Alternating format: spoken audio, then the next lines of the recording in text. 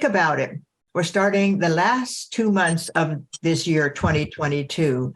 And I am so grateful that it is November and that we can work together for a world that works for all. And we've been doing this now since the beginning of this year because we're planning to have on March 11, 2023, the 100th anniversary and celebration of Robert Mueller's anniversary. That anniversary propelled us to go back and to read the book, Prophet, the Hatmaker's Son. Every chapter shows us why war does not work.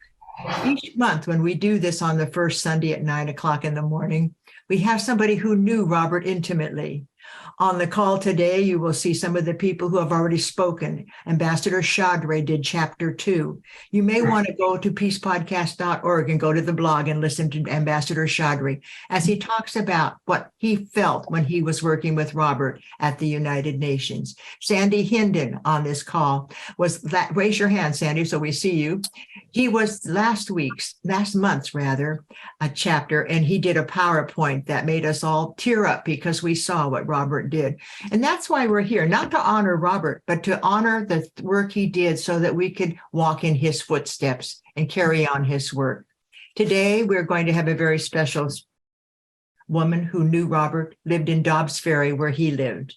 And before we start, I want to just have a moment to bring ourselves into our bodies, into our beingness, into the love that we know we can share through this podcast today. So I'm going to have us a 60 seconds, just a quiet time, and then we'll go right into it. Thank you.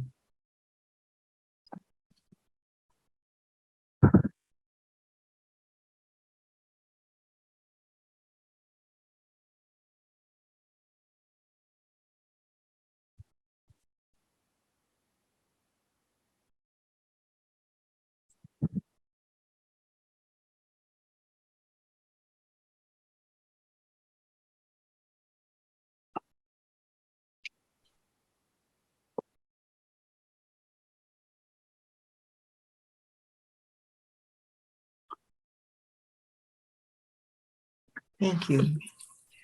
And this morning I wrote something in my journal. And in my journal, I wrote, the past brings us to our present. The present brings us to our future. And that's kind of the theme tonight, because today, Joanne she's going to tell you, she found a box. And in that box, she's going to share with you this program. This is the box. What does it say at the top, Joanne? UN briefing papers and Mueller contacts. And she wouldn't have brought that box out if we wouldn't have invited her to be our speaker today. And this box is full of Robert Mueller. I have closets full of Robert Mueller. I have storage bins full of Robert Mueller. I am the luckiest person in the world. Every time I open up a box, there's another story from Robert Mueller.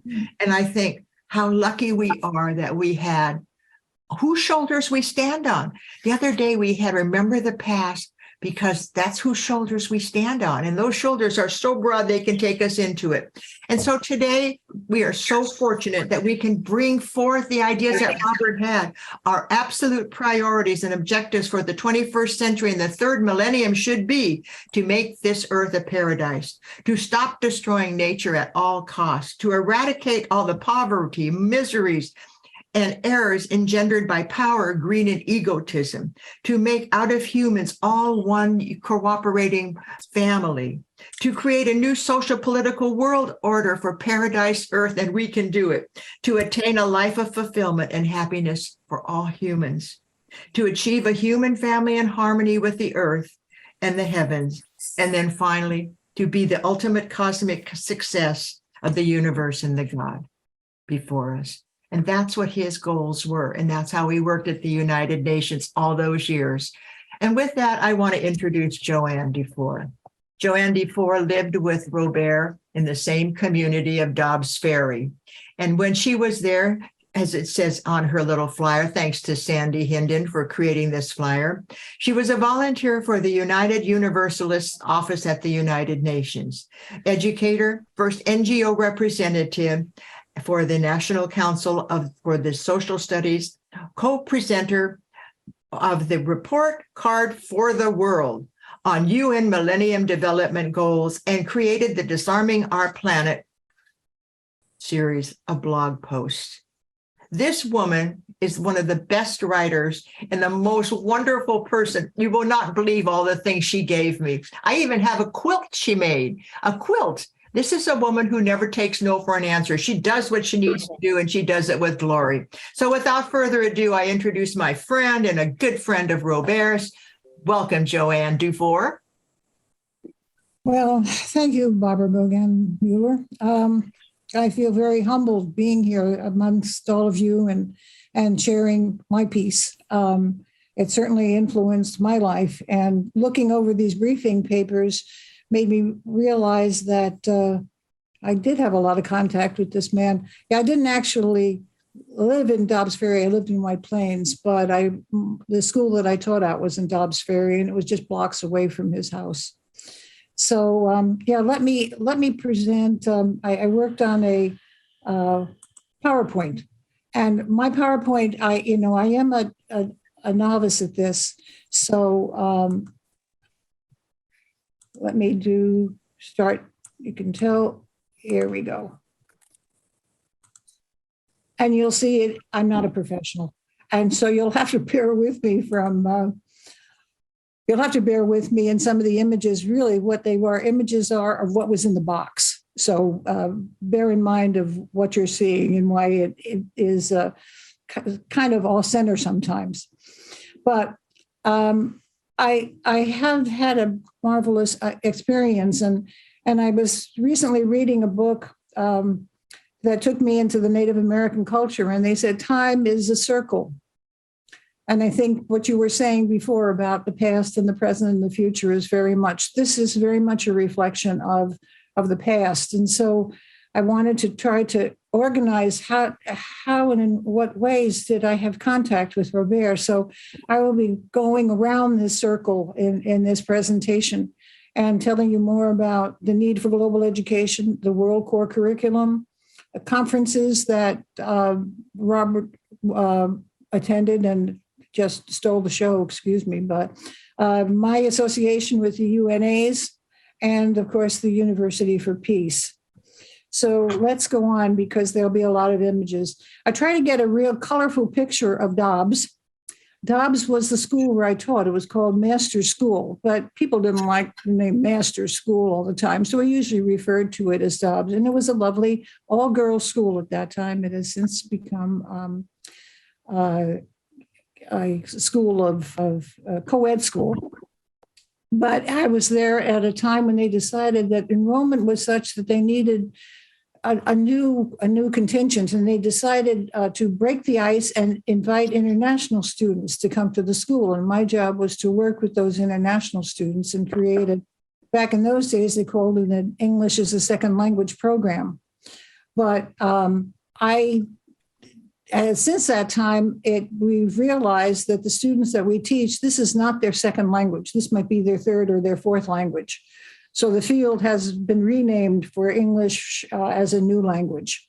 But my job was to have the glory of working with a set of students. And one way that I did that was to bring some experiences in from a previous teaching assignment that I had. I had gone to Peace Corps service in between having taught at Tarrytown and then at Dobbs. And I had created a model or worked with a model United Nations. So I want to tell you a little bit about that. These are some of the girls. And shortly after I was hired, I formed a UN club. And it was just the first time that these girls were being exposed to a model UN. I assume most of you know what a model United Nations is, but just for those who don't, a group of schools get together and each school will represent a member nation at the UN. And you go and you learn as much as you can about that member nation. And then when you come in to the meetings, they design the meetings at the conference that you attend the same way that they have work at the United Nations. So there'll be a meeting of the Security Council, a meeting of the Economic and Social Council, which Robert was heading at that time. And these students have to role play and say, what did my country say on those topics at that time? So it's a marvelous learning experience.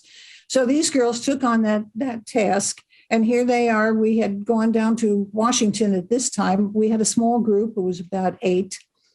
And we got a chance when we were there to, because we were in DC, we could actually go to the embassy. And so they were standing in front of the embassy. And I don't think we met the ambassador, but we certainly met the staff person at the embassy. And there's their official photo, probably with maybe the president of Iceland. I don't know who's on the wall at that time. But those are wonderful experiences. And one of the things I found in my box was the newspapers. And the newspaper was called The Tower. So I got to reread all these articles back then. And so from 1985, 86, 87, and 88, we represented Sierra Leone and Austria and Iceland.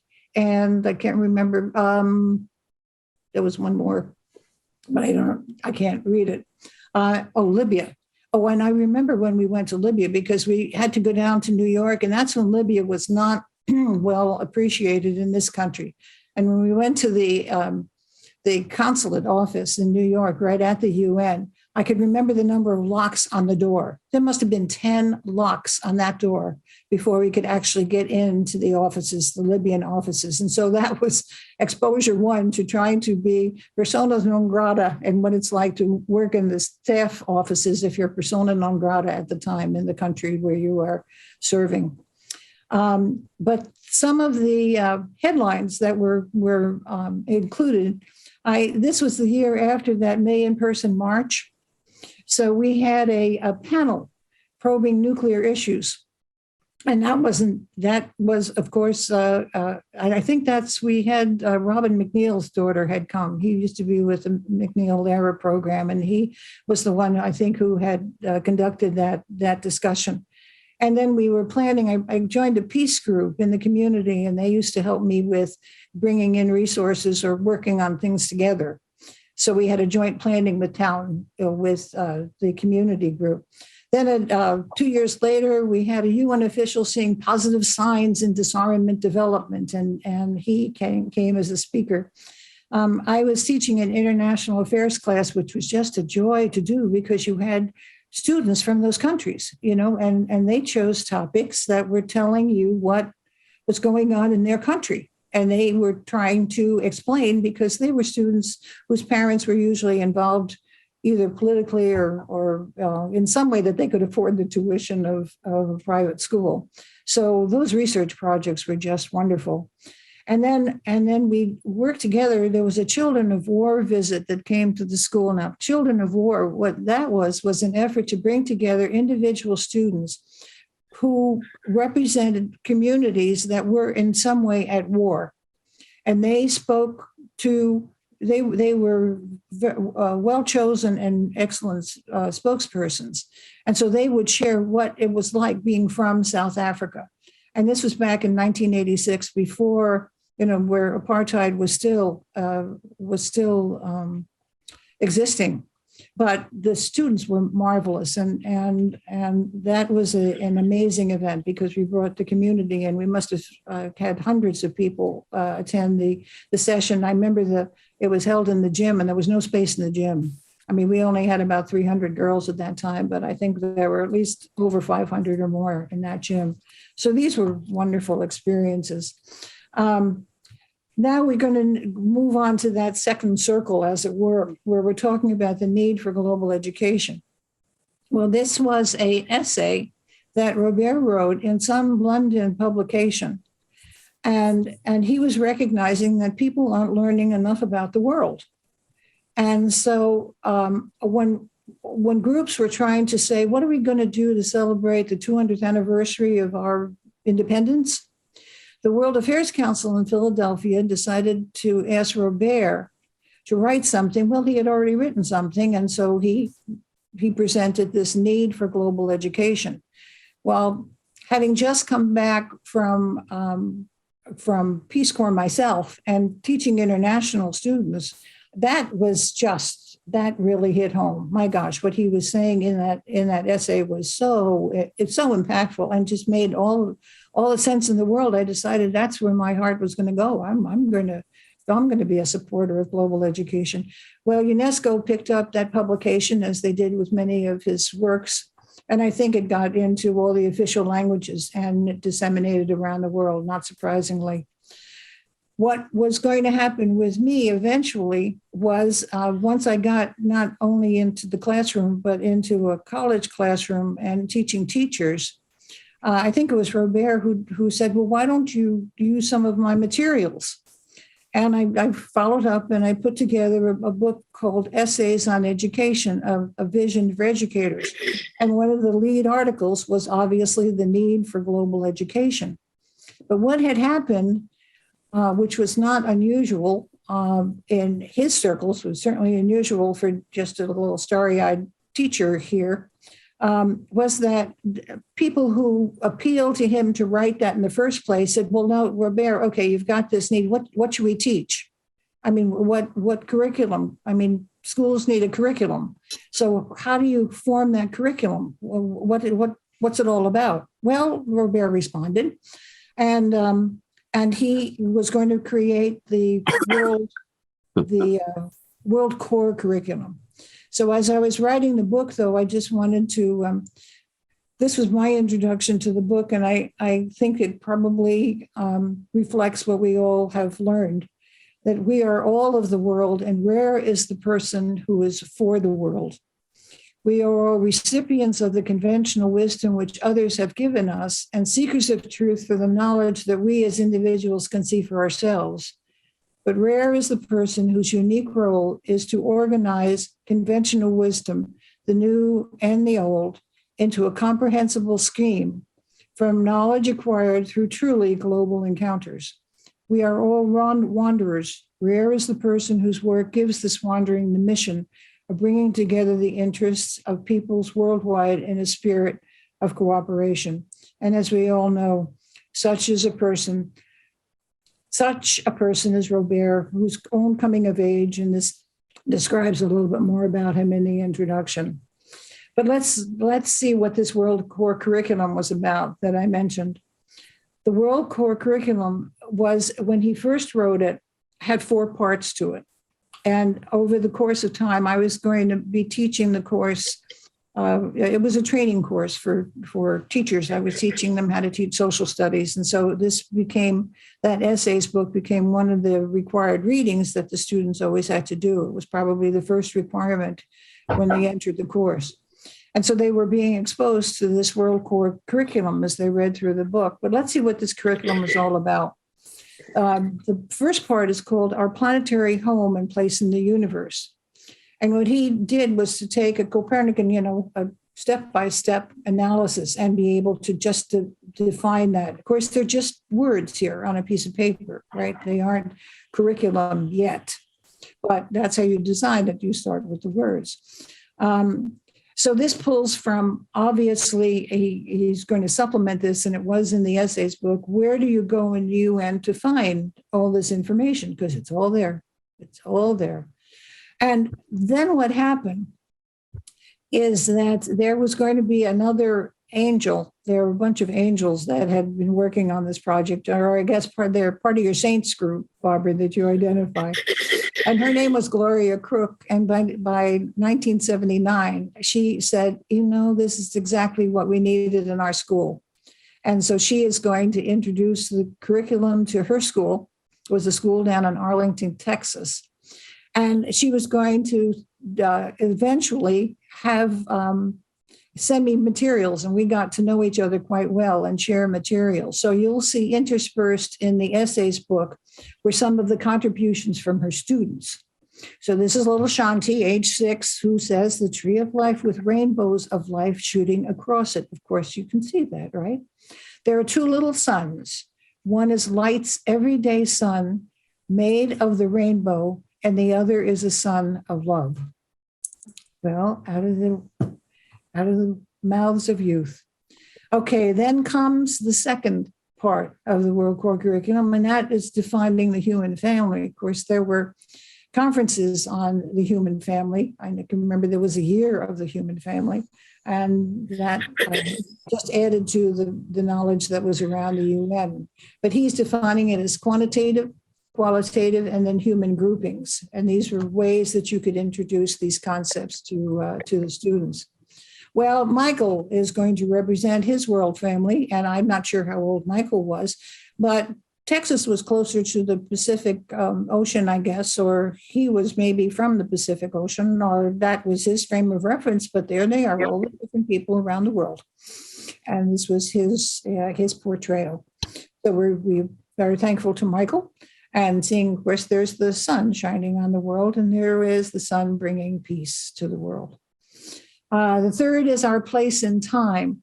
Now, humanity is forced to expand its time dimension, and he saw it as a different way, but he's here talking about the selections that appear below: a past, a present, and a future. So he's bringing up exactly what you were saying in the beginning, Barbara, and that you have to understand, what do we know about the past of the sun, the present, and the future of the sun. The same with the globe and the biosphere. Of course, by that time, the conferences had already been held on environment. So we had the word environment and ecology entering our vocabulary.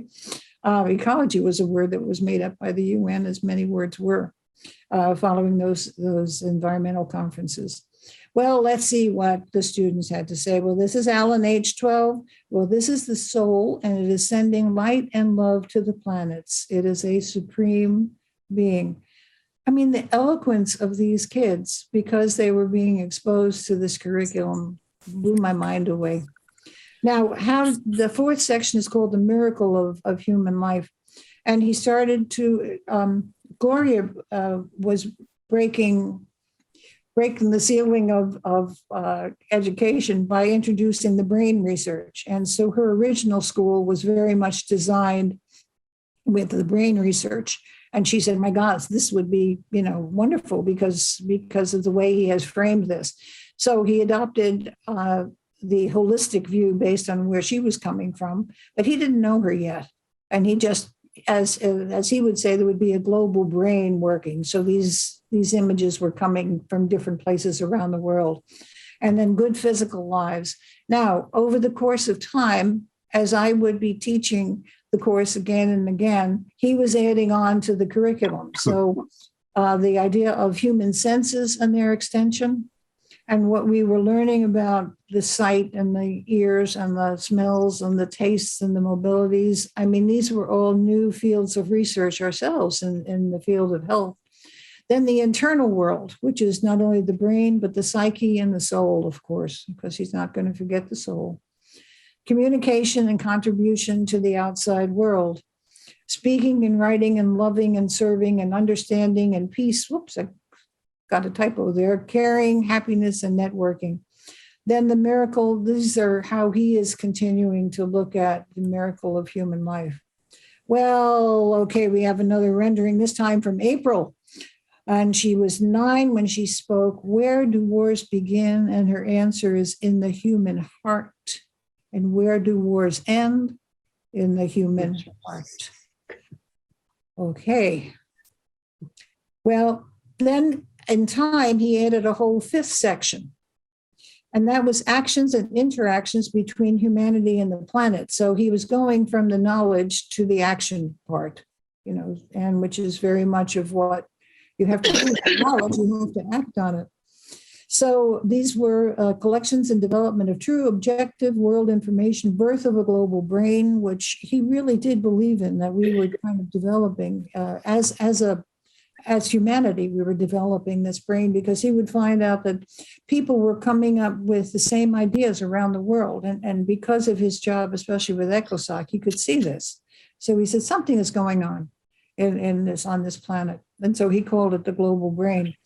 Then the birth of world consciousness, and that is worldwide cooperation. It still is certainly an important piece that we need more of today. World concern in accidents and warnings. World altruism and philanthropy. Well, at that time, he was talking to Ted Turner.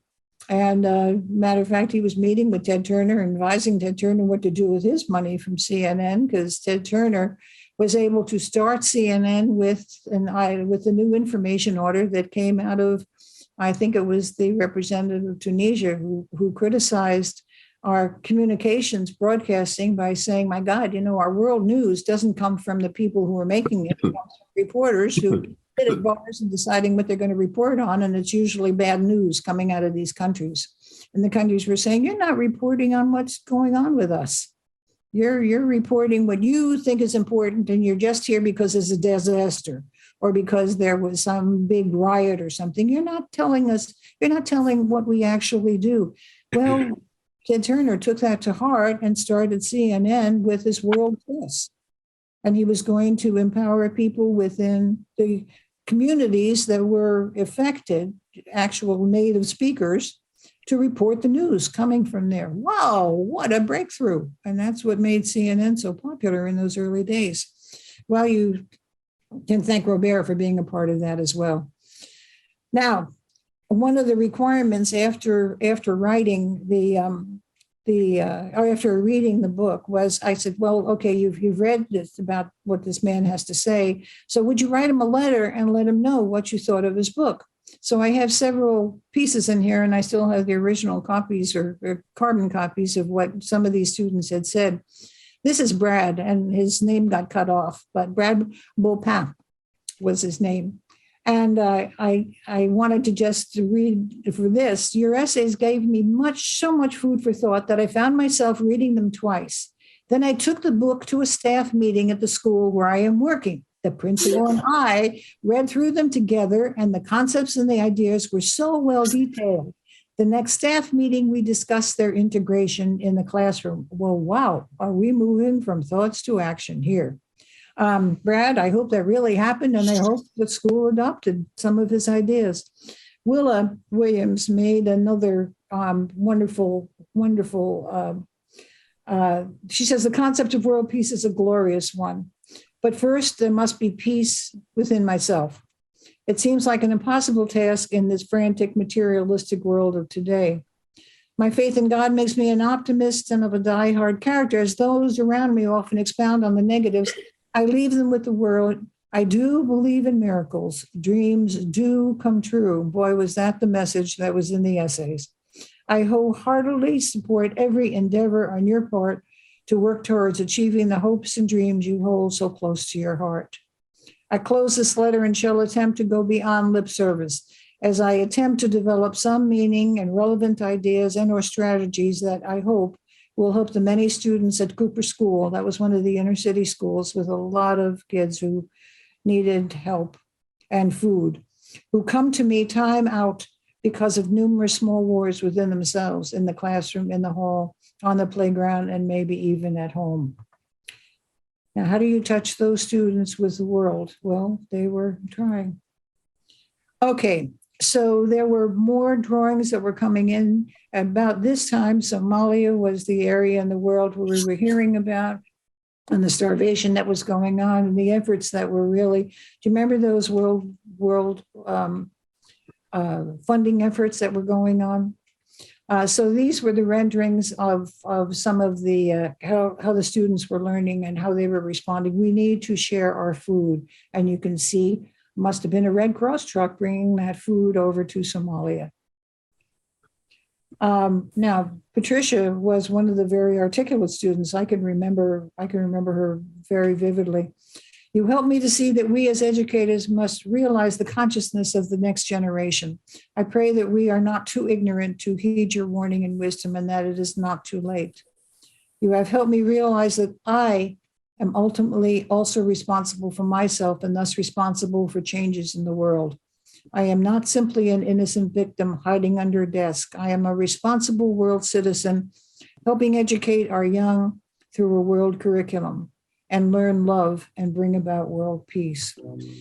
Well, they got the message. So this is how Jared is looking about peace, calling out for peace. I think we still need that message louder than ever today.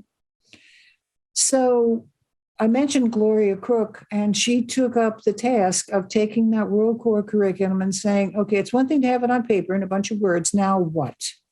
Now we have 24/7 that we are going to be dedicating ourselves to implementing this. And so that's exactly what they did.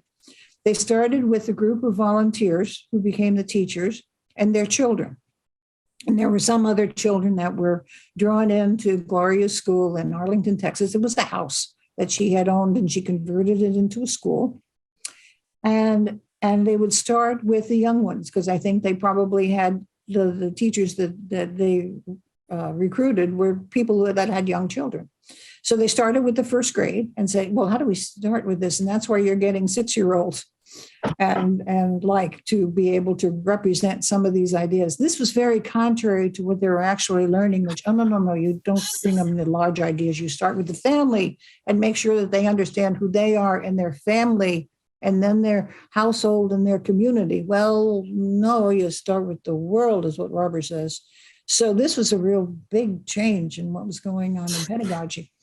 So, and what she did, why I was involved, and there were high school model UNs and there were college model UNs that were wonderful experiences, because students really were learning how to think in somebody else's shoes, think, act, and talk as though they were somebody else. She tried it with 4th and 5th graders. Now, I could remember hearing the Secretary General, who was a 5th grader, speaking to the collected students down that were meeting in Texas at their model United Nations. This child was eloquent. Out of the mouths of babes was the most eloquence. It could have been delivered, and they were asking the children to write their own speeches. They were not getting the parents behind them to write. Well, probably the parents were reading it over, maybe coaching a bit, but these were words coming out of 10-year-olds, 5th graders. It was amazing. One of the teachers that I met, and we were both part of the United Nations Association, she decided to try with her 5th graders, because she spoke English, taught English as a second language back in the school in Seattle. So she tried it with her 5th graders. Well, they weren't totally eloquent, but if you could even get them to recognize their own home countries, because many of them were international. Well, they were immigrant kids. And so just to help them identify where I was from was certainly a step in the right direction, because the schools were telling you, you're American now. Well, no, I really came from this country, and this is who I am. And that was the healthiest thing that could be going on. So she started, what Gloria started to do was to start teacher training programs and helping other teachers learn about the World Core curriculum, and then being invited as a speaker to educational organizations around the world. And this was going to lead to, by 1991, her school started in 1979, and each year that the students got older, they added a 2nd grade and a 3rd grade and a 4th grade, so that they got it to a high school level and graduation from high school. But it took 12 years to do that, because they added the new grade each year and designed the curriculum to make it broader and broader as time went on. Gloria's daughter took part, was one of, and when she finished and graduated as one of the first graduates of the Robert Mueller School and applied to college, she got accepted by Harvard, Yale, and Princeton. Well, what a decision. These kids were really smart. By 1991, I found a piece that she had written, and it was in the stash, it was in the box. And by 1991, there was already an operating school in Asheville, North Carolina, and another one in Texas, in McKinney, Texas. There was one in Mexico. And I remember we had Mexican students take part. They came up from Mexico and were taking part in those model UNs, There was one in Argentina, and she had just come back from Kaliningrad in the Soviet Union, where she had been speaking to Soviet teachers, and they started a Robert Mueller School there. So this was growing. There are now not only 38 around the world, but I went online yesterday. My gosh, all these schools are still around, and they're sharing curriculum with each other, and there are pages and pages and pages of just their first curriculum page. So this is an idea that has just blossomed around the world, and it's wonderful to see it happening. Okay, now let's get back to the kids. Okay, now one of the things that they did for Christmas for their parents was to create a coloring book, of course, right? Well, I'll just show you a couple of and this is by Amy and Andy and Michael and Akasha and Joel and Jarrett, who were part of that project. So the opening page in the coloring book was, we dedicate this to Dr. Robert Mueller because he is an emissary of God. Oh my, what these kids recognized, and an advocate of humanity. And you can see all these 10 and 12-year-olds who endorsed that. Maybe that's how big the school was at that time. I don't know. I did check back with Dobbs, by the way, when I was doing this, and from our group of, they still have an international recruitment. They still are teaching English as a new language to those students. Lucky person who has that job. And there are now 55 delegates to their Model UN. So it went from our small group of 8, but as of 2022, they had 55 kids marching off to some of those conferences. So yeah, you plant seeds and they work. There's enough food for the world. Well, yeah, coming out of the Food and Agricultural Organization and the World Food Program, yeah, there is enough food. The problem is distribution, not quantity of food. And these days, we're certainly seeing that problem with Ukraine. Now, Robert used to tell the story because he had to take the train from Dobbs Ferry and he had to walk down to the train station. So he would walk down to the train station every day and he would pick up the papers and the garbage along the way. And you probably have known that about Robert if you heard him speak. So these kids must have heard that story. So they're rendering in their coloring book, or these people are picking litter. Will you help us pick up litter, please? I guess. I'm not exactly sure what that message is, but I think we get the general idea of what they are promoting. And of course, this is the back of the book. So the back cover should be a reflection of the front cover. So that was very clever that they just made it a reflection in reverse. So it's still food for the world. Okay, now these are more students. Now this is Rogers. And he starts off with kind of a negative piece about what he was learning, through school, and feeling so pessimistic and so negative about his worldview. And he said, never, he's saying in the above paragraph, I can barely read it because I have the blocking it, but in order to help remedy this adequate negativism that he has, was reading the essays. And he says, never has a vision of what human beings can be seen more remarkably. With the aid of the essays, I am beginning to formulate procedures for implementing your proposed fundamental lifelong objectives of education into an elementary level curriculum. Well, that's what I was hoping was going to happen. Sometimes we forget the importance of one voice, of each of our voices, and the enormous difference it can make in all of our lives and history. Fortunate to hear a voice such as yours so that we might all understand our own speaking parts more clearly. I think, Roger, you said it. And this was Catherine. And Catherine was extolling what she had been learning and what she was getting out of the essays. When reading this collection of your philosophy, I am at times moved emotionally, overwhelmed by the humongous job that is being impressed on teachers, motivated by your enthusiasm and in awe of your wisdom and insight. I would like to take this opportunity to thank you for showing me what a valuable resource the United Nations can be for educators. I feel we need to have acceptance, understanding, and love for the world. The challenge is before me, how to teach it. Well, that's what Gloria was working on. Well, leave it to Robert. Robert is not going to stop right there. And he promised me that he was going to write back to all of the students. And, we had 30, he was getting 30 letters at a time because we had large, he wrote back to every single one of the students. Okay, now this is, Angela's receiving this letter from what he is now is Chancellor of the University for Peace. My goodness, what's even a chancellor? And to get the letter from a chancellor, in the envelope that's coming from the University for Peace, with stamps, Costa Rican stamps, my gosh. Okay, so I guess Angela was having a field day. That I underlined your letter 3 times. Particularly important is your statement that you should have a global approach, not only in education, but in our daily lives as well. Similarly, your statement that we should utilize the time children are watching television to give them a bigger picture of the world. I will not fail to quote you in my speeches. And Barbara, don't you think he probably did? I Yep, probably yep. gave Angela. Now, this is another one from Douglas, and I don't think I included that here. No, because I wanted to show you something else as a response.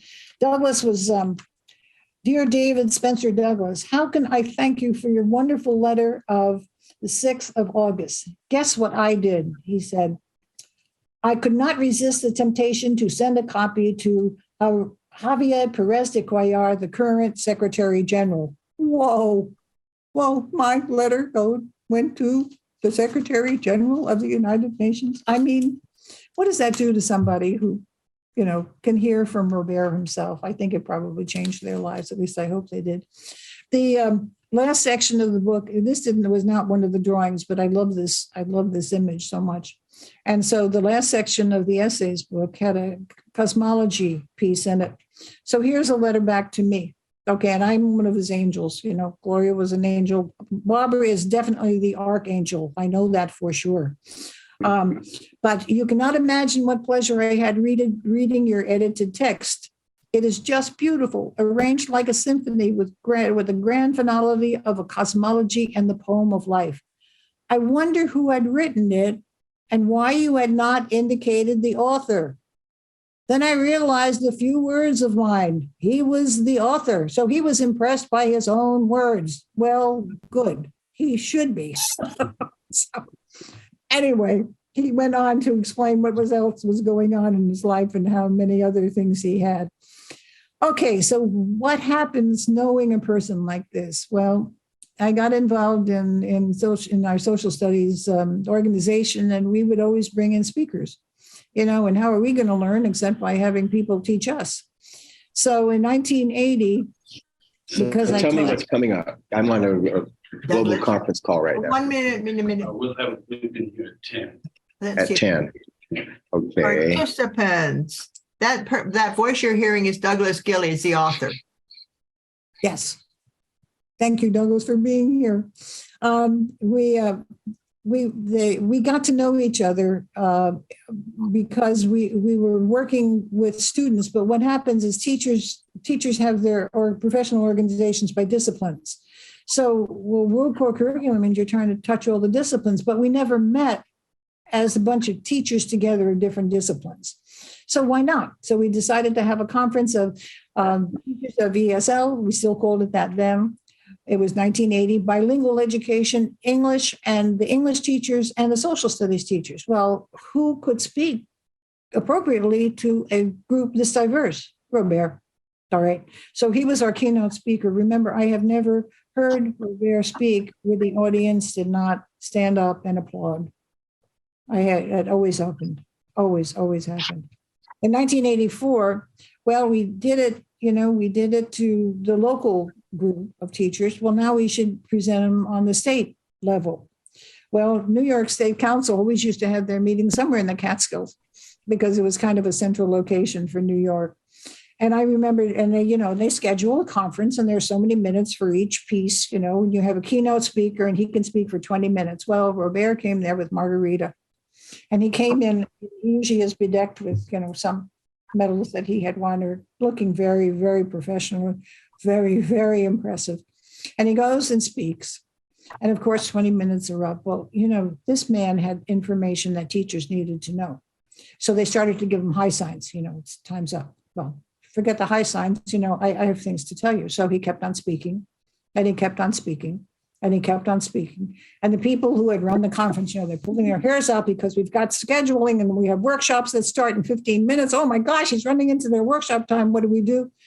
They didn't care. The teachers were glued. By the end, they gave him a 10-minute standing ovation. And then they went on to the workshops and they just had to reschedule the time of the workshops. No big deal. Well, he made a big hit with the New York State teachers. Well, okay, now the next year, the New York State was having the National Council come to town. And they were going to be meeting in one of the big convention centers in Manhattan. And so it was my job to reach out to the UN. Now, I volunteered for that because I thought it would be important for them to, find out what's going on at the UN. So, and I asked Robert if he would be willing to speak. Well, as things turned out, he had a conflict. And the conflict turned out not to be a problem, but a blessing, because he decided to record a message. And in the message, he said, well, I think your organization should become a member of our non-governmental group. Why don't you select Joanne Dufour to be your representative? That would make sense to me. Well, oh my gosh, I had this on tape, right? It was a Betamax tape, but it was a tape, right? So I sent it to the president of the council, who happened to be the National Council. The president happened to be from New York. And he read that with a smile on his face, and he made a committee, and the committee decided, well, we're going to follow up with the suggestion. And lo and behold, I got named their first representative to the United Nations. Oh, my Lord, talking about a dream come true. I remember going to high school and saying, well, I want to work for the UN when I grow up, of course. And I did apply right after graduation, but I didn't have a master's yet, and I couldn't speak 3 languages. So I wasn't even being considered at all for anything. But here I was an NGO. Oh my gosh. Well, that changed my life. And in the meantime, Robert Margarita had died. Oh, that was one letter I got that brought tears to my eyes. It was a letter that he wrote to not only me, he wrote me a lot of letters because we were doing a lot of correspondence around these essays and stuff. But this he wrote to both my husband, Jim, and myself. And it was expressing his grief a month after Margarita had died. And it was such a personal letter. And I read it now, and once my husband died, you know what it's like to have someone die who's close to you. And he was expressing the exact same emotions. And it was just the most beautiful. Of course, at that time, you read it and you don't connect. You don't connect until you live through it. And so I guess that letter had more meaning to me now than it probably had when I received it. But by this time in his life, he had met this marvelous barber. And I never realized he was running for the Secretary General. And so I found a piece of, and that was the first I ever heard of it, in my box, right? I had collected this. And here's how I connect to chapter 8. Because up until this time, the contents of chapter 8 were totally unfamiliar. I, of course, read the book after it was published, but he never really spoke about it to the depth that Douglas, you had written about, and you wrote so beautifully. And all the details that you had included are just amazing. But this is a 50-year testimony as a candidate. He says, I came from Alsace-Lorraine. We all know that. Where my grandparents knew 3 words and changed nationality 5 times. I heard that often. I was a very pessimistic young man. Didn't hear that so often. If this had happened between 2 highly civilized countries, how could I expect white and Black communities, communists and capitalists, rich and poor nations, thousands of religions and ethnic groups to be able to live together in peace? Surely there would be an incident which would trigger off another world war. Well, there was no 3rd World War. In the empty war factory in Lake Success, where the United Nations was first located, my mother brought me to Lake Success because I was born and raised on Long Island, and Lake Success was about 8 miles away from my house. That was Grumman's. And I'm sure I remember holding my mother's hand. I was probably 5 years old, and she was going to take me and introduce me. Probably Robert was in the room. I didn't know that. But anyway, that's where he went to work for peace after he won his scholarship, or won the prize for writing the best essay. So he was there in Lake Success, because I do not want my children and my grandchildren to know the horrors I saw in the war. He answered, I pity you, young man, because you will lose your job. This organization will not last more than 5 years. Well, it celebrates 50th anniversary that year. It's 77th anniversary this year. Hey, you were wrong. Okay. Now, live speakers. Now, it was probably, how did I actually connect with Robert? Well, I remember joining my mentor was the president of the United Nations, the local United Nations Association. And from the time I first taught, ever, first taught ever. She had come into my room, and any social studies teacher worth her salt knows about the United Nations. Oh my gosh, she scared the daylights out of me. But she introduced me to the Unitarian office at the UN, and that's how I became involved. And then, of course, I had joined her UNA. And then when I came back from Peace Corps, I was at Dobbs, I joined the Scarsdale UNA. And I think that was right after Robert had wrote this Need for Global Education. And I think they most likely had him as their speaker. I can't remember first. But then when I went to Seattle and moved with my husband to Seattle and started all over again, joined the UNA there. Barbara, you can remember this. This was back in 2003. This was the last time I had actually seen Robert in person, though by that time I had made visits down to the University for Peace. I think I attended a conference or two, University for Peace. I had visited Margarita in the home where she was suffering from Alzheimer's, but he was writing his book on the First Lady of the UN. That all had transpired by this time, and you were there doing an eloquent job of helping him. But I love what was included. I think, Barbara, you must have helped me with this and sent this along. I am so honored to be alive in such a miraculous time in history. I'm so moved by what's going on in our world today. Never before in the history of the world has there been a global, visible, public, viable, open dialogue and conversation about the very legitimacy of war. Boy, we're not hearing that today. The whole world is now having the official and historic dialogue, listening to all kinds of points of view and positions about going to war and not going to war. Are we hearing this yet? Enough? We are not at war. We, the world community, are waging peace. We're in peacetime. So this is a miracle. And this is what waging peace looks like. I think we need that message loud and clear again. So these are one of the Decide 2 messages that Barbara has posted on the site. I don't know how many there are, thousands, I guess. I don't know, because they're part of these ideas too. But I want to close with Decide to be peaceful. He wrote the series of Decide 2's poems. Well, decide to be peaceful, render others peaceful, be a model of peace, irradiate your peace, love passionately the peace of our beautiful planet. Do not listen to the warmongers, the hate seekers, and the power seekers. I should be wearing my glasses. Dream always of a peaceful, warless, disarmed world. Think always of a peaceful world. Work always for a peaceful world. Switch on and keep on in yourself the peaceful buttons. Those marked love, security, happiness, truth, kindness, friendliness, understanding, and tolerance. Pray and thank God every day for peace. Pray for the United Nations and all peacemakers. Pray for the leaders of nations who hold the justice of the world in their hands. Pray God to let our planet at long last become the planet of peace, and sing in unison with all humanity. Let there be peace on earth, and let it begin with me. And I'm going to ask if we could listen to Robert now,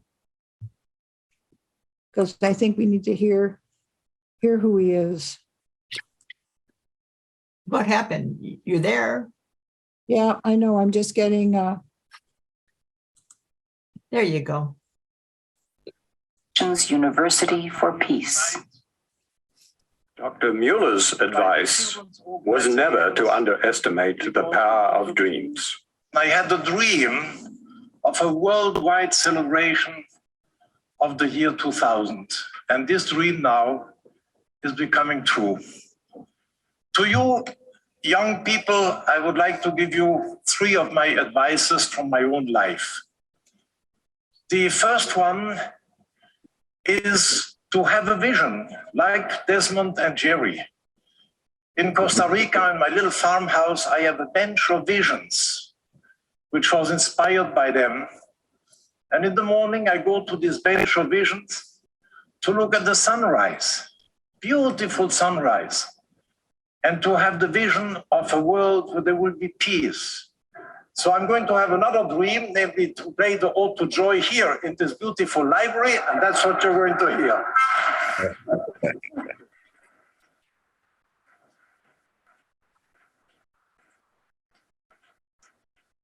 I'm sorry not to have such beautiful performances as you had before, but on those 10 little holds, I will try my best. Okay.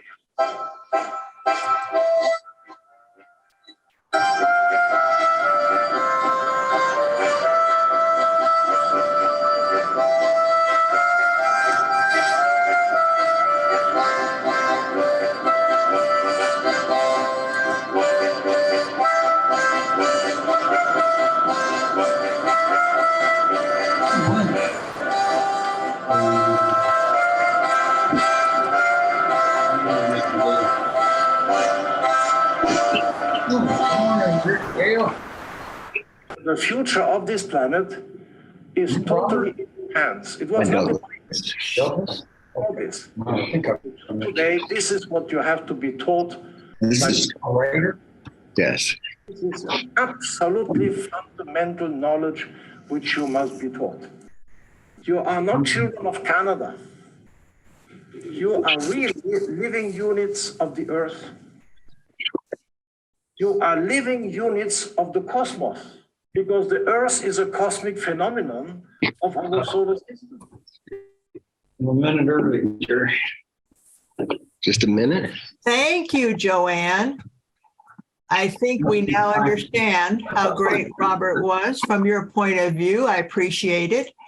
It was amazing. I was with you this whole time watching. Douglas, can you mute yourself for a minute, please? I muted him. Okay. What I found was, as this little girl in the Arlington school, because we visited the Arlington school many times, and this little girl in the Arlington school went home, she was in the first grade. She said to her mom, I'm a part of the cosmos. And his mother said, you're a part of the cosmos? Where'd you learn that? In school, where we had the World Core curriculum. And this mother was blown away that a first grader could say the World Core curriculum. And that's exactly what happened. All these times, these children were not in chairs and desks. They were in the forest. They were out in the universe. They were learning from real life. And so I thank you so much, Joanne, for bringing that to us.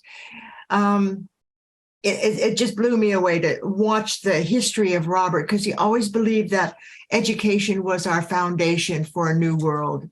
And when Uthant said, we're never going to have peace until we have a spiritual voice at the United Nations. And then he brought the Pope. And then he said, we're never going to have peace unless we have an education for peace, a university for peace. And then the University for Peace was started.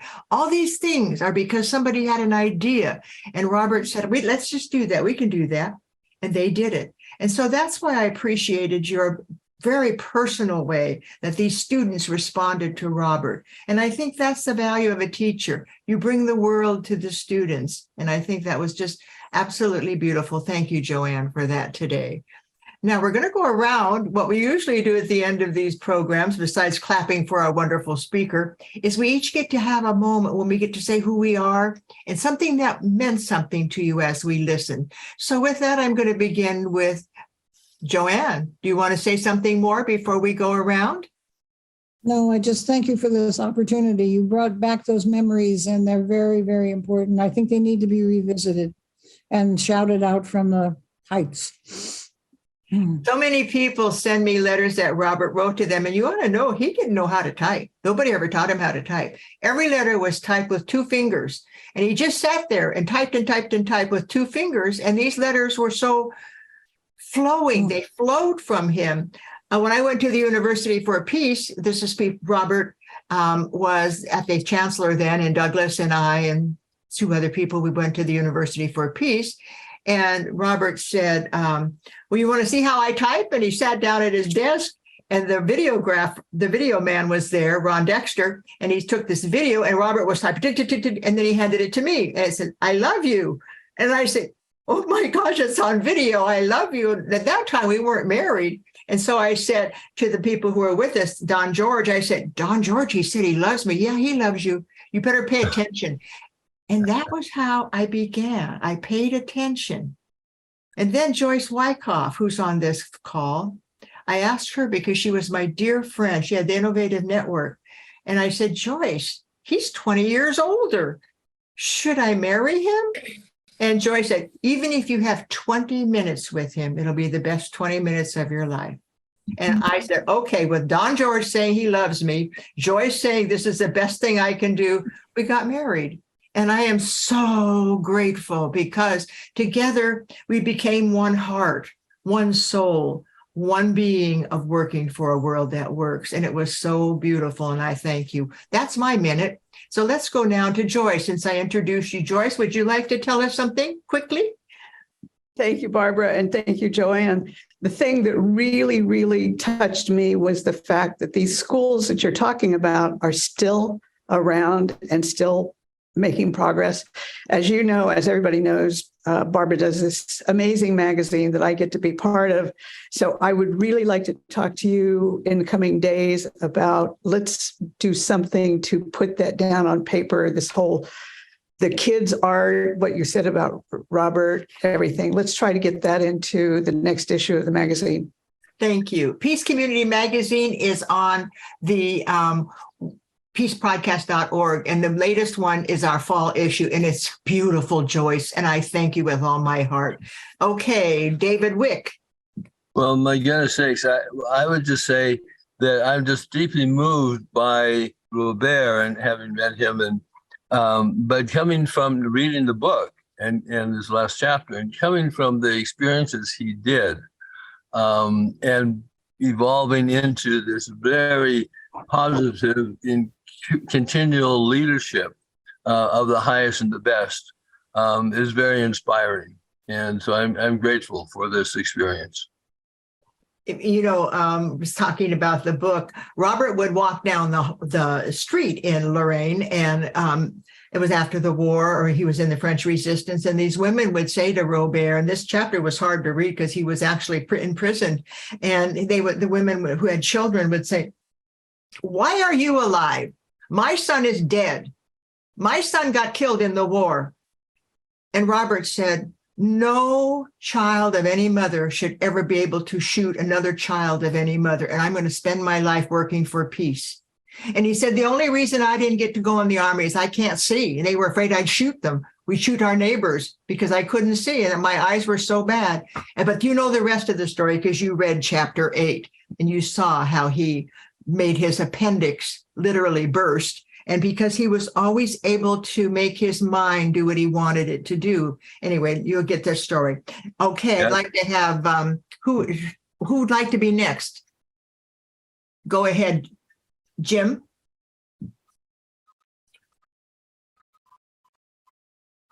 You're not muted, Jim. Yeah, thank you so much, Joanne, for sharing the effect on the children. That was powerful. As the sign says on the Rotary Action Group, peace is possible. Peace will be possible when more of us believe it is possible at the heart. But more than that, I about jumped through your screen when you showed that picture of the child that wrote, "War begins in the heart, peace begins in the heart." I want that clip. I want to make a large photograph out of that. If there's any way I could get that to me, I found that extremely powerful, and that's the basis of my belief.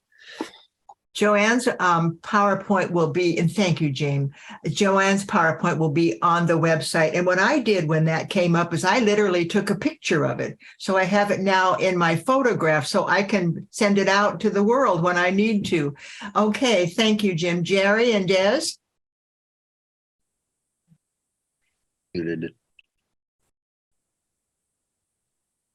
You're right there. Okay, hi. Hi. Can you hear me? Yes, of course. Okay. First of all, thank you, Joanne, for what you've done. Secondly, I want to tell everyone on this call that we are about to shout Robert's work from the rooftops. And we are in the process of creating a strategic alliance following our Waging Peace event with the Club of Budapest. And this is in the works, and we are setting up a United Nations committee, and our youth team is about to work on the curriculum of a school of 70 children who are at the Waging Peace launch event on October the 9th, where we are about to create a model for what needs to happen in schools. And of course, we're going to ask for the World Core Curriculum to look at it, to use parts of it in the school and create a template for schools around the world in the image of what Robert was talking about. So his concept of waging peace is about to happen. And anybody who wants to participate with us, all they have to do is go to the Visioneer website, join us, and you will be part of it, because we are about to go from the minor leagues to the major leagues. Thank and you. We want to have you with us. Thank you. And Desmond, did you have a word to say? Oh, I just wanted to tell everyone that clip they saw of Robert playing his harmonica was from the youth conference that we organized here in Vancouver 1,000 days before the year 2000. And Robert pulled out his harmonica and played the Ode to Joy and literally blew us all out of the auditorium. Thank you. And we're going to bring that clip to the school too. That's going to be good. Jerry. Richard Denton. Why don't you put the Thank you very much. Again, Joan is a kindred spirit with the UUA, Unitarians, Universalists. So share that with her. What I found in chapter 8 was interesting again, was Robert's positive attitude, even when he was in prison, and saying that I'm the happiest man in the world wherever you are. And also I am getting better and getting better. And I think right now we look around the world, it's pretty dark with a lot of problems, but I think we certainly need that positive attitude. This is amazing because it's page 165, and I highlighted it to bring it up at the end of our meeting, Richard. Thank you, because he was in the prison and he said, can you believe it? I'm in a prison. And what can I do? I'm the happiest man, as you said, Richard. And then he kept saying, then it's when I think, I am thinking better and better. It was comforting to repeat those words every day, and every way I'm feeling better and better. And he said, I could never have imagined a more depressing place to be. But he didn't say that was going to take away his thoughts, right, Richard? Exactly. Thank you. Helen Peacock?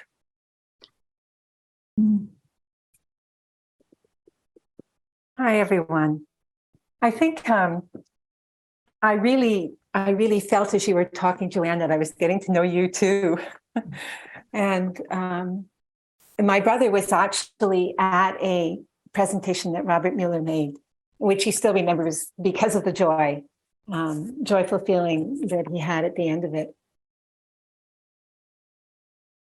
I think the message to hold the vision is what most struck me. And sometimes we can think that a particular project or something that we're working on is the vision. In fact, I was at a meeting once, and Kat Haber, who some of you know, had us step back and for 2 minutes had us close our eyes and envision world peace. What would it feel like? What would it look like? What would it sound like? It was a really profound moment. And I'm feeling, having listened to this talk, that that's such an important way to start every interaction, even if we just do it internally. So thank you for that. Thank you very much. Thank you, Joanne. Thank you, Barbara. Thank you, everyone. Thank you, Helen. And I'm going to go to Ambassador Chaudhry. You know why? Because he has the culture of peace, the culture of peace. He is carrying on this imagining the world at peace. Ambassador Chaudhry, please.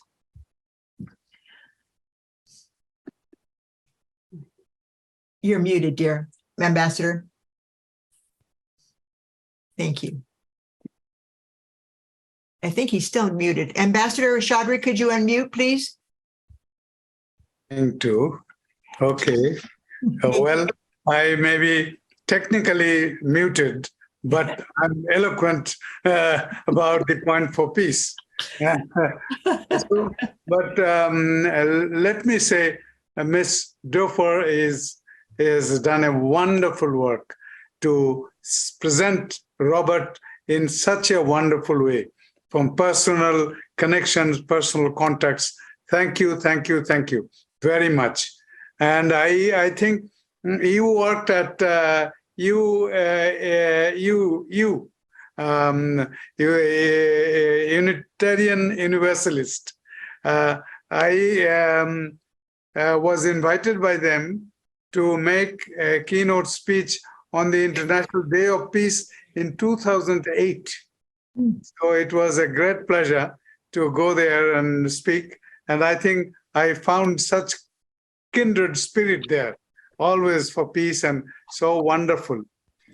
I would pick up one or two points from your presentation, which I firstly agree totally, but I feel it needs greater enthusiasm.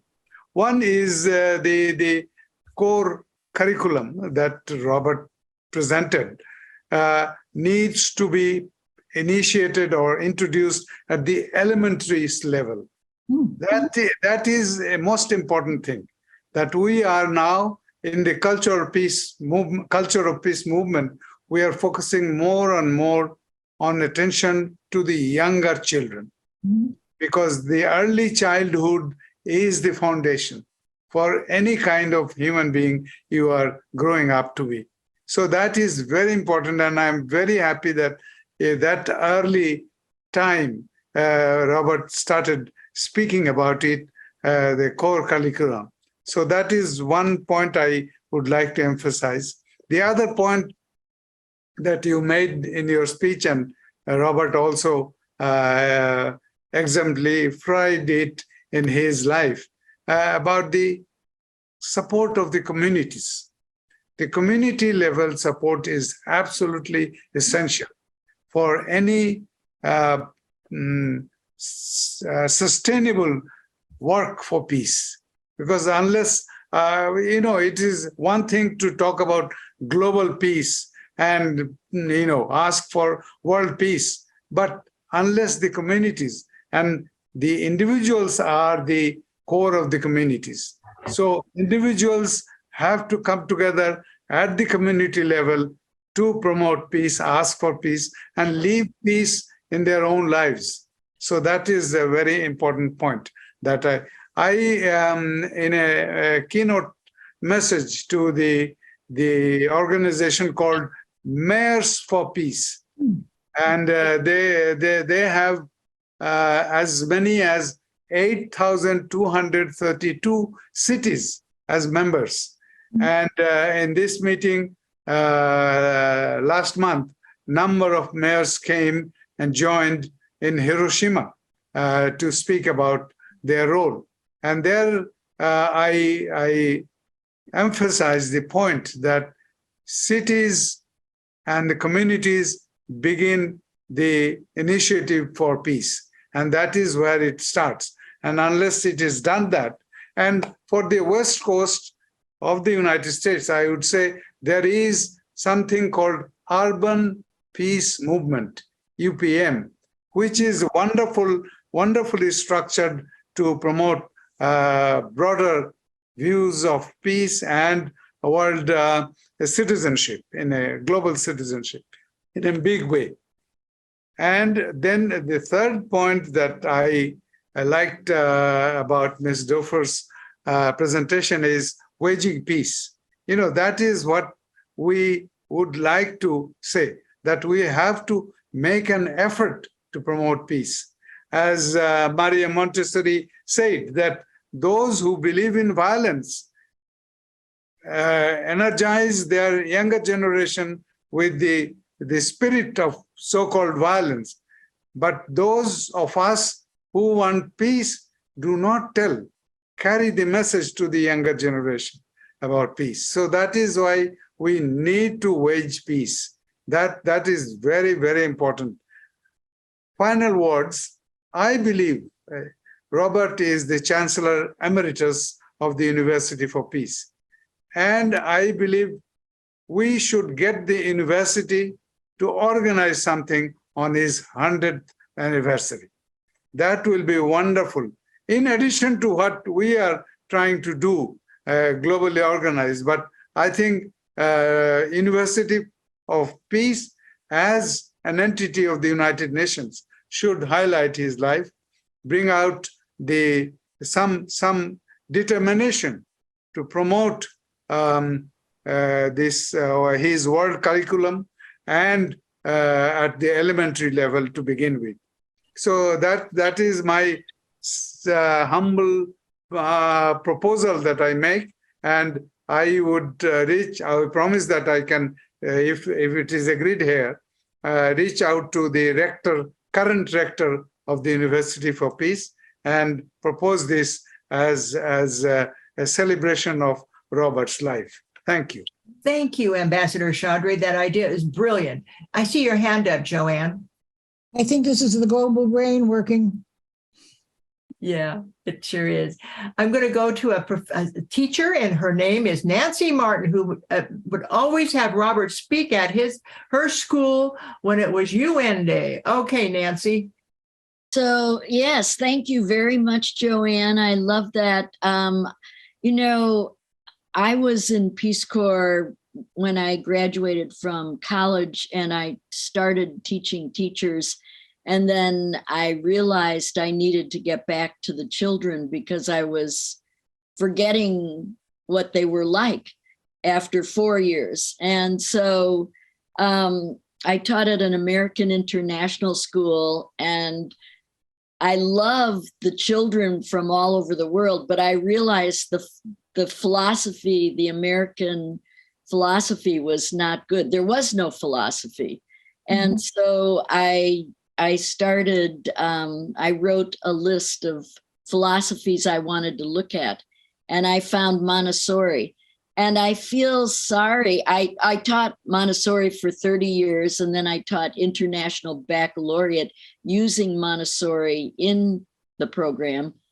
And I realized that I never really talked to Robert about the core curriculum. I didn't really know what that was. And so thank you for sharing it. I wish I had talked to him, because Montessori does teach the story of the universe and all peoples, and it goes and the whole world. And they start with Ambassador Chaudhry, I think, would appreciate this, with 18-month-olds. And they start with sensorial, and then the 3 to 6-year-olds learn about all the countries in the world, and they learn to recognize the puzzle pieces and where the countries fit in the world and the cultures. And so, and we taught in 6 to 9-year-olds the story of the universe and life on Earth from the microscopic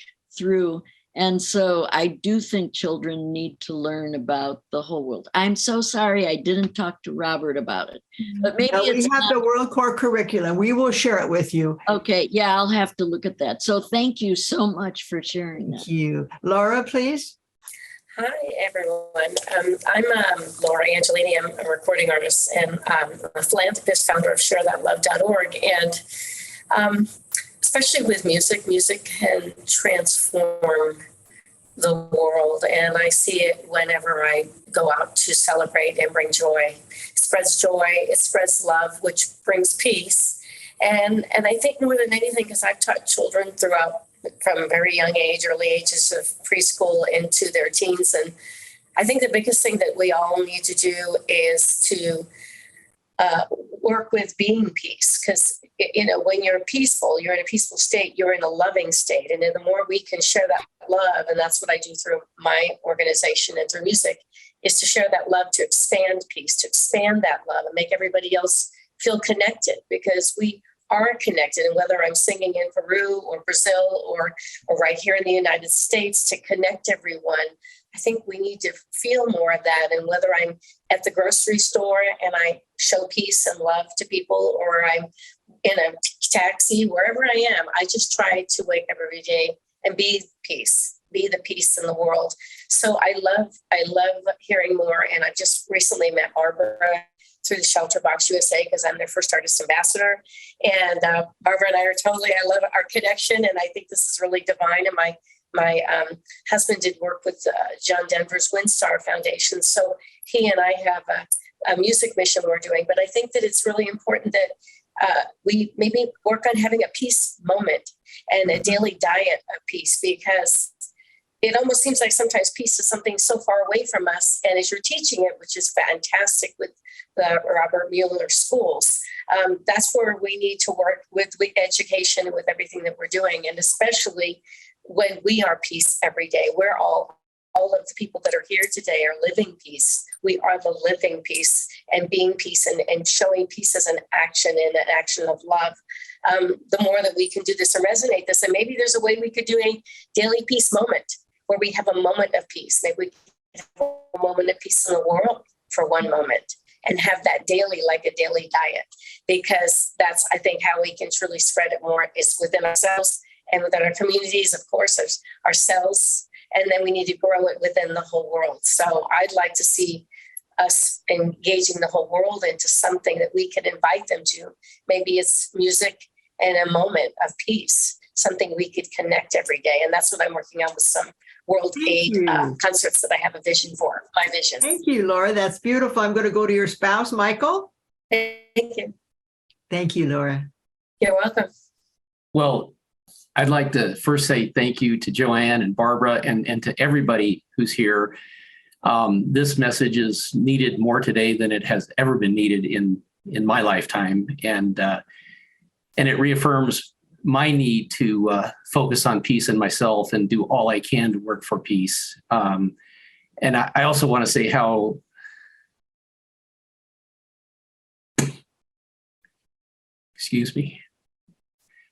how grateful I am.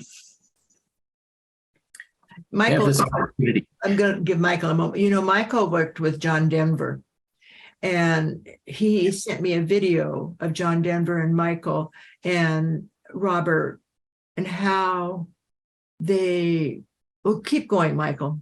And I'm sorry about that.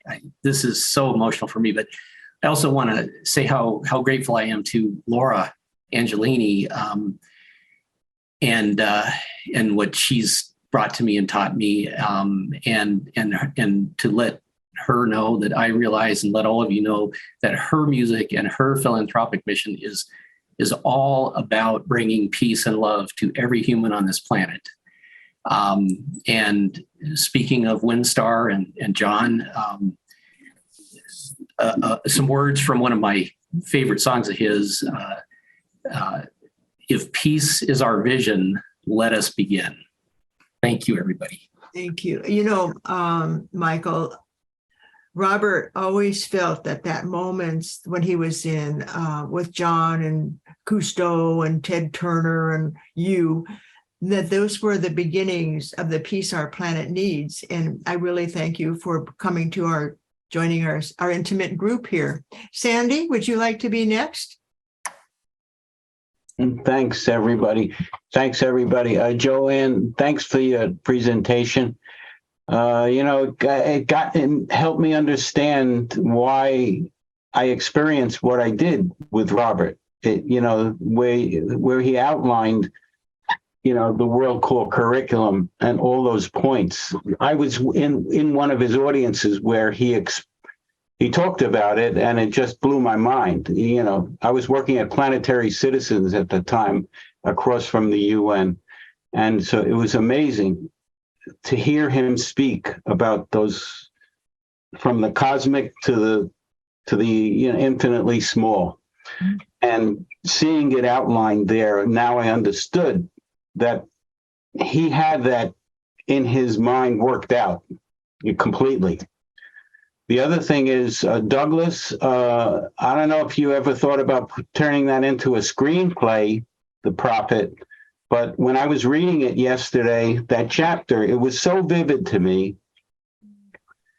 It made me, I didn't go to war when my peers did, when they went to Vietnam, because I was 4F. I had hurt my arm, I had broken my arm.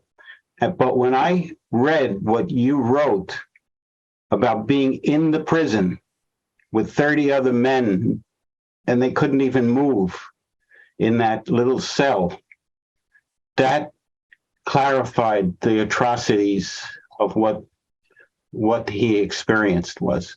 So if you could somehow, if we could turn that into a screenplay, I'd be in total support of that. And if I could help you in any way, it would be a beautiful movie. The other thing is, Laura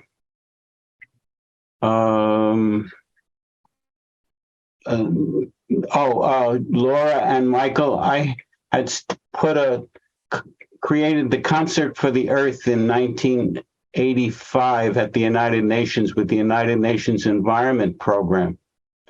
And I had initiated that. And so I think we need a concert for peace at the United Nations now. Yes. And Ambassador Chaudhary could put that together with you. As a culture of peace, as an initiative of a culture of peace, a world peace concert at the United Nations. Yes, I would love that. I'm ready and waiting. I would love to. Yes, that's great. Yes, very excited. And because you said, Sandy, that this book was written like a screenplay, Douglas Gillies, tell us, did you write this book like a screenplay? Because I've heard you say that to me many times. Yes, I was not trying to write a typical biography, but rather write something that holds you in the way a screenplay does, the way a movie does. And I think it worked.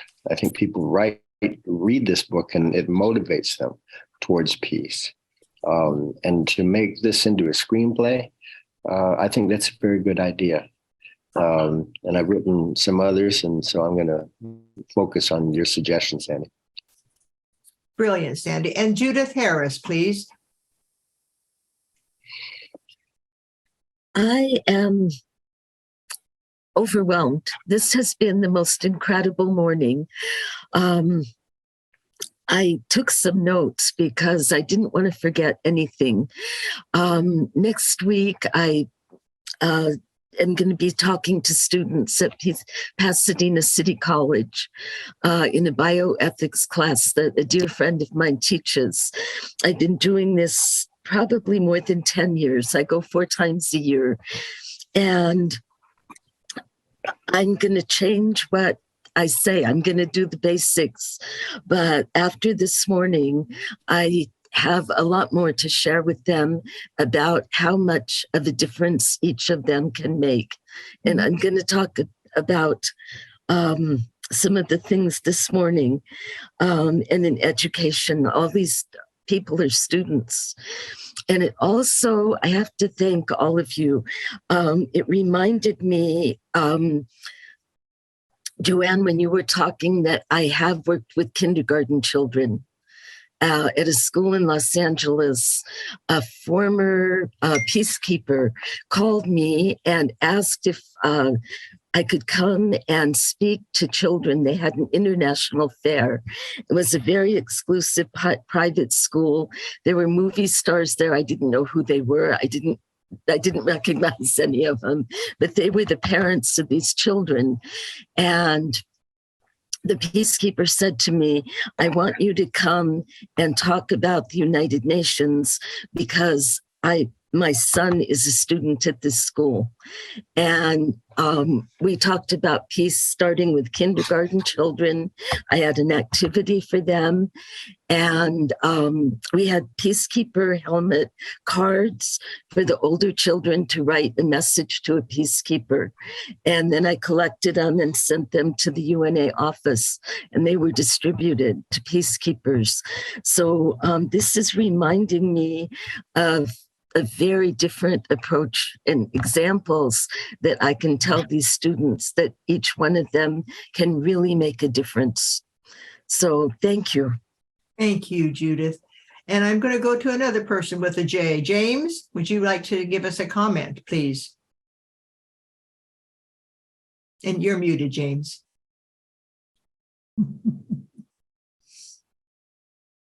I swore I wasn't going to do that.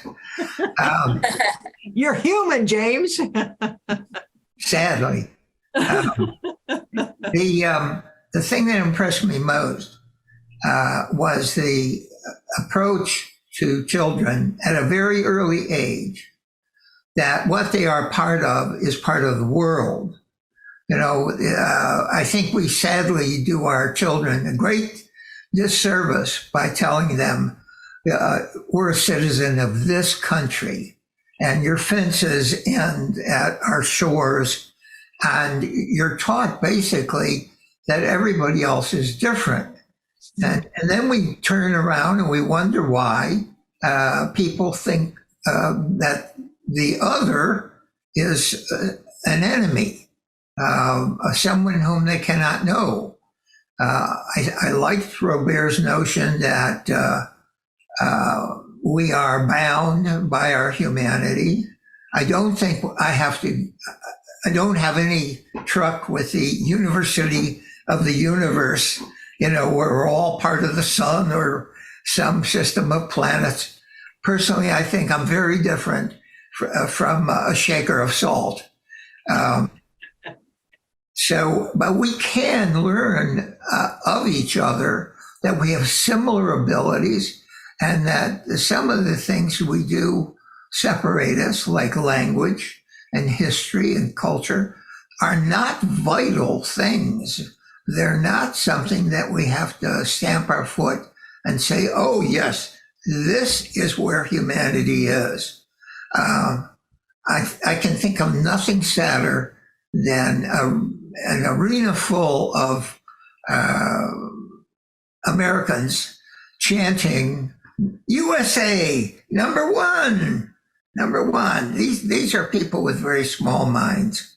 And that's the first step in getting people ready to shoot each other. You alienate them from their objects, from the other people.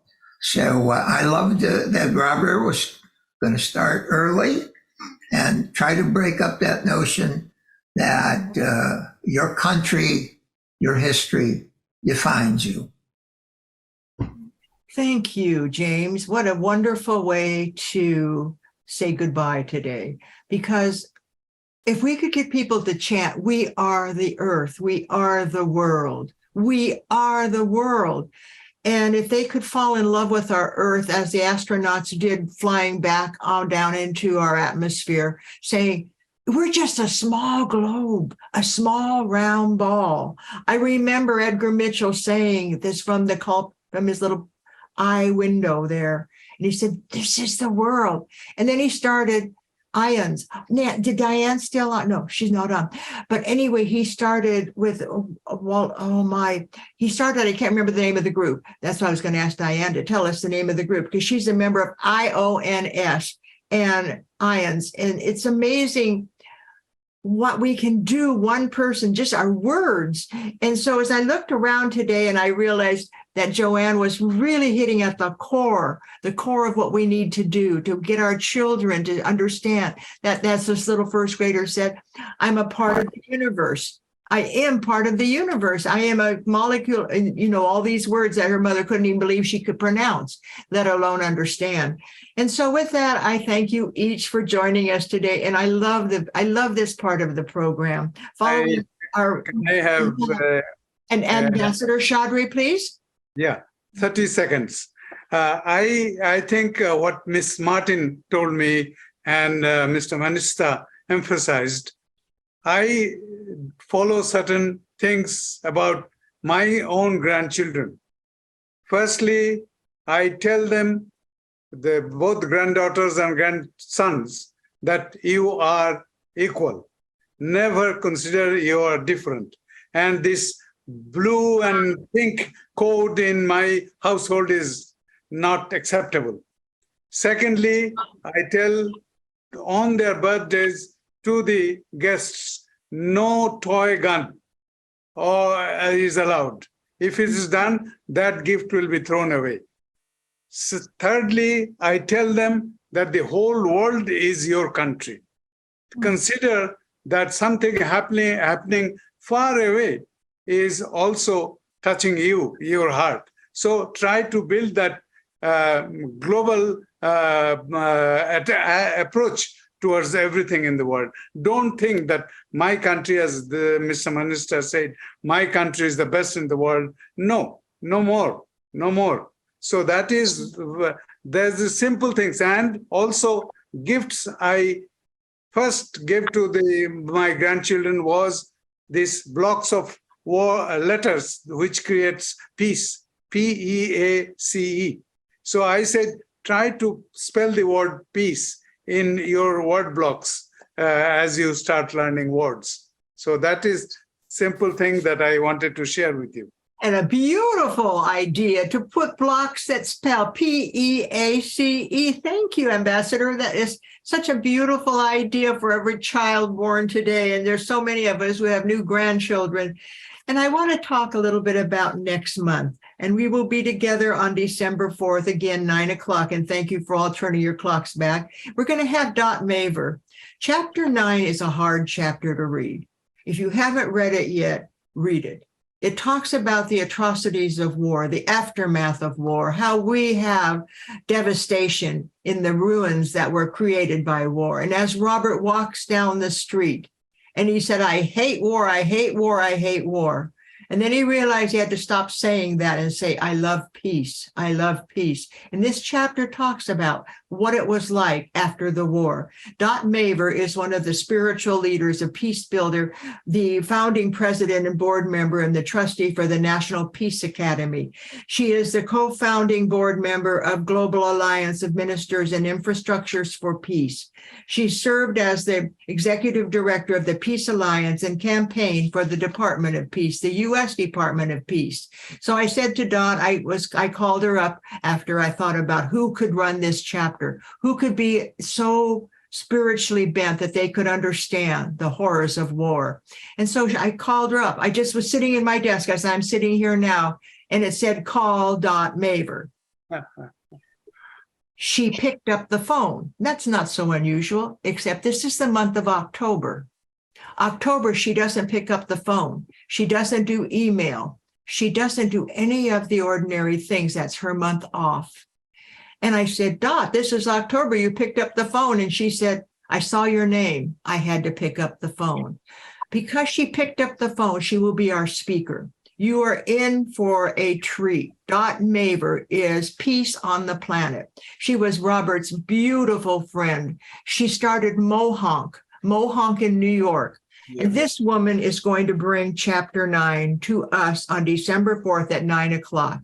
And with that, I want to remind you that we're on chapter 9 next month, and all chapters before have the most elegant speakers. And if you want to just be motivated by Sandy, the last chapter was done by Sandy, and his PowerPoint was fabulous. And Ambassador Chadre did chapter 2, incredible wisdom.